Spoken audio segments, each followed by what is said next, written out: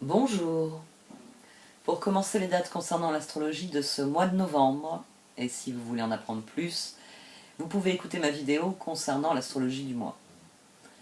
Avant de plonger dans ce tirage, je voudrais prendre un moment pour vous remercier de votre soutien. Chaque mois, je passe des centaines d'heures à créer du contenu pour le publier en ligne. Je suis très heureuse de pouvoir le faire, c'est quelque chose qui me tient à cœur. Et donc chaque personne qui plébiscite ma vidéo, qui partage mon travail, qui l'envoie à quelqu'un, qui me suit en ligne ou me passe commande, à chaque fois, ça accroît ma capacité à diffuser mon travail, alors je vous en suis très reconnaissante. Par ailleurs, les abonnés à ma chaîne ont dorénavant accès à une vidéo d'horoscope toutes les semaines. Alors si ça vous intéresse, vous pouvez vous abonner en cliquant sur le bouton « Rejoindre » en dessous de cette vidéo, ou vous pouvez me contacter par mail puisque je propose aussi un abonnement mensuel à ces horoscopes. N'hésitez pas à me contacter si vous désirez des renseignements, ou encore si vous désirez un profil HD ou un tirage personnalisé. Alors s'il vous plaît, cliquez sur le bouton bleu pour rappeler à l'algorithme de proposer mes vidéos. Vous pouvez aussi laisser un commentaire quand vous aurez terminé cette vidéo, ou encore la partager autour de vous sur les réseaux que vous utilisez. Merci beaucoup. Et si maintenant on allait voir ce qui se passe ce mois-ci. Voici donc votre tirage au Chosen pour ce mois de novembre. Amis Verseau. Du sein de la sagesse des royaumes cachés sont sortis le prince de l'arc-en-ciel et le phénix. C'est pas tellement un problème de détermination. J'ai envie de dire que c'est plus un problème de mise en œuvre. Vous faites quelque chose, et les cartes vous garantissent que détermination et persévérance finissent par payer. Mais le phénix et la transition entre le 6 d'épée qui est apparu à 2 reprises, le 8 de coupe, le fou, ça semble dire que vous ne le faites pas de la bonne manière. Ça semble dire que vous persévérez. Je veux faire quelque chose. Alors tous les jours, je tourne la manivelle pour obtenir le résultat que je voudrais avoir. Et les cartes, elles viennent vous dire que c'est justement parce que tourner la manivelle, ça ne marche pas. Qu'il va falloir peut-être essayer de la tourner dans l'autre sens, ou qu'il va falloir, je sais pas, utiliser un autre outil qu'une manivelle pour que les choses se débloquent. Avec le phénix, il y a l'idée de renouer avec sa force qui est présente dans le prince de l'arc-en-ciel, mais de manière différente finalement. Ça vient vous dire, c'est bien, tu persévères, c'est bien, on a pris note, mais il va falloir persévérer d'une autre manière pour obtenir les résultats que tu désires. Et c'est la dame au miroir aussi qui dit ça. C'est-à-dire que vous voyez la situation d'une certaine manière, et c'est seulement quand vous accepterez de la voir dans sa pleine réalité, j'ai envie de dire presque de la bonne manière, que vous verrez le chemin. Oui, pour l'instant la carte est à l'envers, hein. Vous pouvez la chercher la route. Hein. Parce que parfois c'est ça. Parfois on est à un croisement, il y a une route par là, il y a une route par là, il y a une route par là, il y a un petit chemin par là, il y a une voie ferrée par là, et on tire la carte et... je suis où? En fait, vous êtes là. Mais comme la carte, vous la tenez pas dans le bon sens, vous pouvez pas le voir. Ici, il y a quelque chose qui vous échappe. Il y a quelque chose qui vous échappe et c'est pourtant pas faute d'essayer de le trouver. On démarre avec un 5 d'épée, un échec.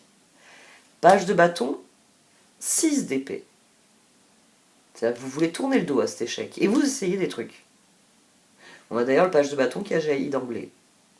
On a le 6 d'épée qui revient ici, avec le 4 de pentacle. 4 de pentacle qui a jailli ici. Vous voulez que ça change, mais tant que vous tournerez la manivelle dans le mauvais sens, pour le vie, il ne va pas se lever. Hein. Ou il ne va pas se baisser. Parce que la question, c'est aussi ça. Vous voulez que ça aille dans quelle direction? Il y a une part de vous qui ne sait pas trop. On a le page de bâton, le monde, le chevalier de coupe. Puis on a le 2 de bâton, le 8 d'épée et le 5 de bâton. C'est-à-dire que vous voulez vraiment accueillir le changement, vous voulez créer le changement. Mais à chaque fois que vous essayez quelque chose, vous vous retrouvez à batailler.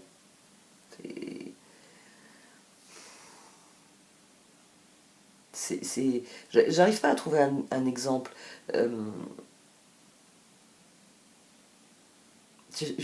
Vous pouvez grimper la montagne que vous voulez grimper, mais seulement quand vous aurez fini un certain nombre de choses en bas, dans la plaine. Et chaque jour, vous vous dites, vous mettez votre sac à dos, vous commencez à partir en direction de votre montagne en vous disant, c'est la journée pour, et 8 épées, 5 de bâton. Ah non, merde, j'avais pas pensé à ça. J'avais oublié de faire ça. Il faut que je retourne faire ça. Ici, il y a vraiment l'idée. Alors, on a 8 et 5, 13, la transformation, mais c'est une transformation qui n'arrive pas, c'est là que se situe l'échec. Là, on a une transformation qui n'aboutit pas. Ici, on a une transformation qui aboutit. Ici, on a une transformation qui aboutit, mais pas ici. Le 13 forme le 15. C'est-à-dire que vous voulez la roue, vous voulez la transformation, mais pas possible. Ben ouais, c'est pas pour aujourd'hui la montagne. Va d'abord ranger ta chambre, va refaire ton sac. Il y a toujours quelque chose qui vient vous contrarier dans vos projets. Pourtant, les projets sont là. On a le 9 de pentacle, on a le roi de bâton, la roue. On a quelqu'un qui au-dessus du chevalier de coupe, j'ai la roue et j'ai l'as de coupe. Ouais, ça n'a pas marché la première fois, on va faire autre chose. Et au-dessus, on a le 7 de pentacle, 7 de bâton, pardon. Le 7 de bâton, la reine de bâton et l'as de pentacle. Vous y croyez en dépit de tout, vous voulez créer un changement. Ici, j'ai la tour, ici, j'ai la justice. Et votre défi, c'est de trouver un compromis. À mon sens, ici, on a deux personnes qui s'opposent. On a dans une certaine mesure un tirage de relation, c'est-à-dire que vous voulez faire équipe avec copain, mais peut-être que c'est à chaque fois que vous allez avec votre sac à dos, vous allez sonner chez le copain, qui doit faire l'ascension avec vous, et il est puni. Il est puni. Il doit aller, je sais pas, ramasser les feuilles d'arbre, curer les gouttières ou faire ses devoirs en retard. Ici, on a quelqu'un qui... On a vraiment un mouvement vers l'avant, mais il est contrarié, ce mouvement vers l'avant.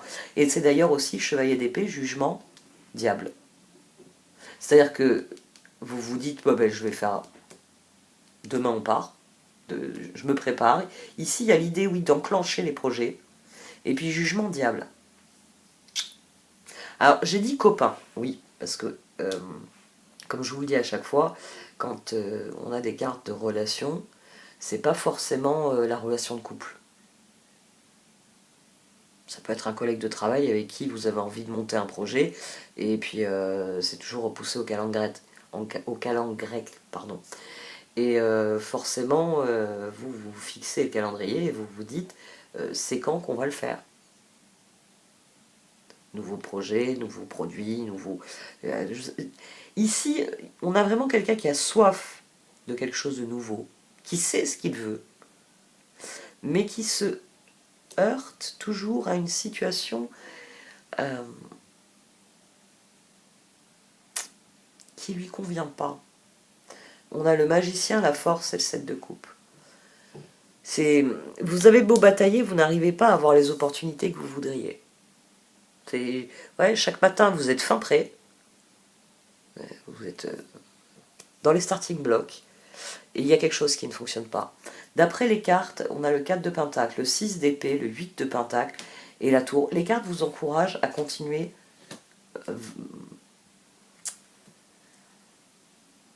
à vous montrer, non, pas à continuer, c'est là, c'est la difficulté de ce tirage. C'est-à-dire que elles vous disent, reste déterminé, tes objectifs sont légitimes, mais change ton approche. Reconsidère la situation pour qu'elle devienne prometteuse.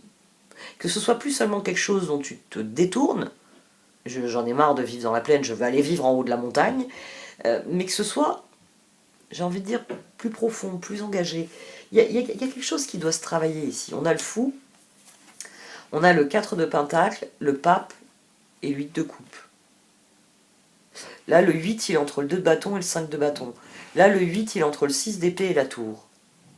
Il y a quelque chose que vous n'arrivez pas à faire parce que vous n'appliquez pas la bonne méthode.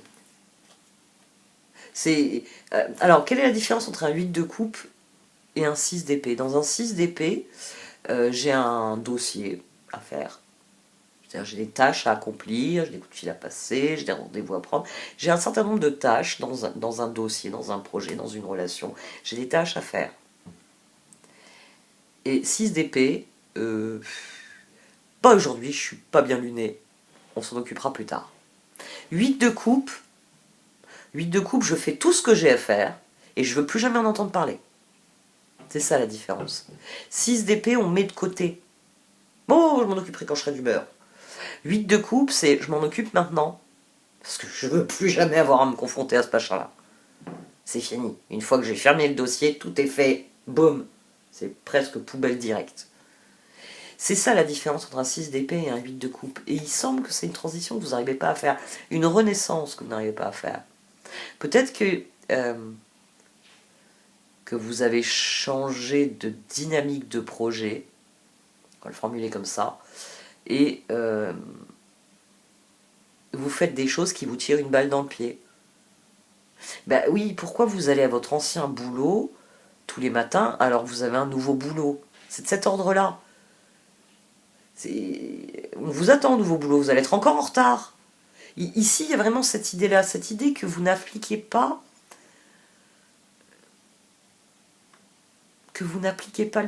c'est pas que vous appliquez pas le plan, c'est que vous vous concentrez pas sur ce qui doit réellement se terminer.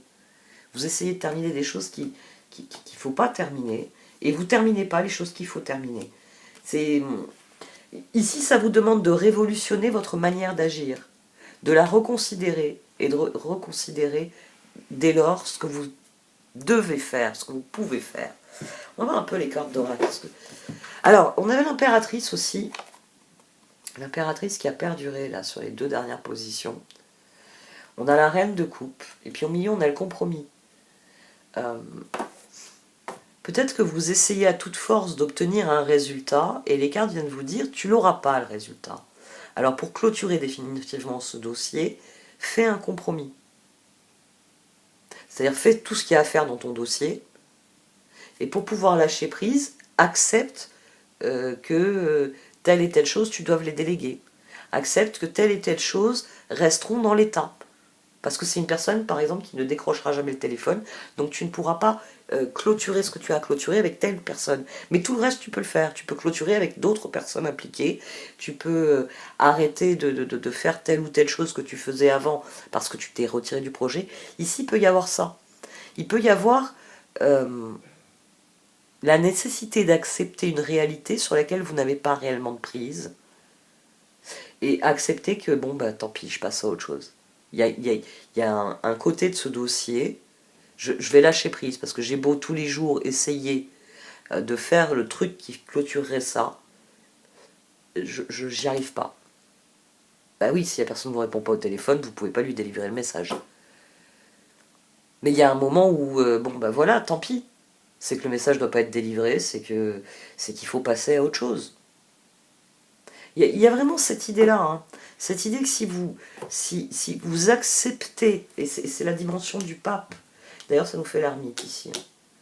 Ici ça nous fait l'ermite, ici ça nous fait une bonne transformation. C'est la transformation qu'il faut faire. Pas celle que vous faites parce que j'ai pas le choix, allez, je vais pas me faire chier, je fais ça. Non, là il s'agit d'une transformation que vous faites et qui résout la situation. Le pape, il vient résoudre le 5 d'épée, il vient résoudre le 5 de bâton et le diable. Il vient créer la tour. C'est-à-dire vos efforts créent un changement. Il y a un certain nombre... Toutes les tâches que je pouvais accomplir, je les ai accomplies. Ce dossier, je lâche prise dessus parce que ça et ça, je ne pourrai jamais le faire ou je ne peux pas le faire. Et tant pis. Tant pis. Tant pis parce que le plus important, c'est de passer à la suite. Bon, on va voir les oracles.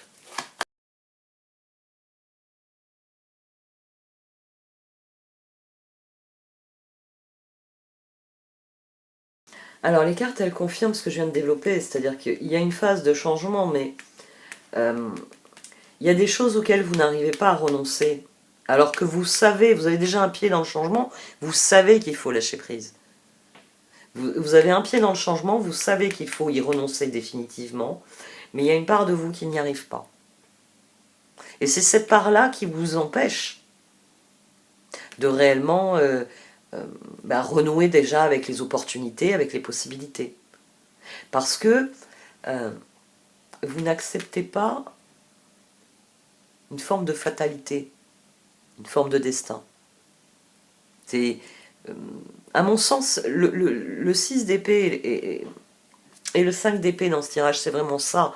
C'est-à-dire que vous n'acceptez pas, c'est tout ou rien, il y a un côté tout ou rien. Je veux en finir avec ça et j'essaye et j'essaye et j'essaye. Et plus j'essaye finalement, et plus j'hypothèque ce que je veux faire d'autre. Parce que c'est ça le problème de ce tirage. C'est que vous perdez vos forces dans autre chose. La voie est ouverte, mais vous êtes encore bloqué sur l'échec. C'est pour ça qu'il faut guérir de cet échec et lâcher prise. Il y a des choses que vous ne pourrez pas changer. Il y a des choses, elles sont telles qu'elles sont, et elles ne changeront pas. Donc mettre votre détermination dans ces choses-là, c'est peine perdue. Par contre, mettre votre créativité, et donc vos efforts, dans un vrai changement, c'est là que la transformation se produit. Mais pour l'instant, vous n'arrivez pas à créer le vrai changement. C'est la personne qui... par exemple, vous viviez au bon vieil exemple, vous viviez au nord. Maintenant, vous êtes parti vivre au sud. Vous pouvez m'expliquer pourquoi vous avez sorti les doudounes et les boots spécial neige? Oui, c'est vrai que dans l'hémisphère nord, il commence à faire froid. Mais dans l'hémisphère sud, là, normalement, vous devriez être en bikini. Mais ouais, c'est comme si vous aviez changé d'endroit sans prendre acte du fait que nouvel endroit, nouveaux besoins. Nouvel endroit, nouvelle façon de faire. Et puis d'ailleurs, la doudoune, mettez-les dans des cartons et envoyez-les à l'hémisphère nord, ils vont sûrement faire un heureux. Parce que vous n'en avez plus besoin. Il y a vraiment cette idée-là, cette idée que c'est un cadeau qui vous est offert, que cet échec, finalement, vous voyez comme un échec, alors que c'est tout simplement un domaine dans lequel il n'y avait plus rien. Il n'y avait plus rien pour vous. Et ici, c'est le yin et le yang, c'est accepter la guérison, c'est accepter de lâcher prise sur le truc auquel vous ne voulez pas renoncer, pour ouvrir les perspectives de la suite. Parce que les perspectives de la suite, elles existent. Mais il faut d'abord créer le changement. Bah oui, si vous sortez avec doudoune, pantalon de ski, chaussures de ski, bon, déjà les gens vont vous regarder comme un timbré. Et puis en plus, vous allez crever de chaud. Ça va être invivable. Vous n'allez rien pouvoir faire. Bibendum sur la plage. Pourquoi pas. Mais là, le coup de chaud que vous allez prendre... Il faut que vous acceptiez de voir la situation pour ce qu'elle est, parce que votre détermination, bien utilisée, va vous amener au changement que vous voulez. Mais il faut accepter ce que vous n'acceptez pas pour l'instant, le truc sur lequel vous ne lâchez pas prise.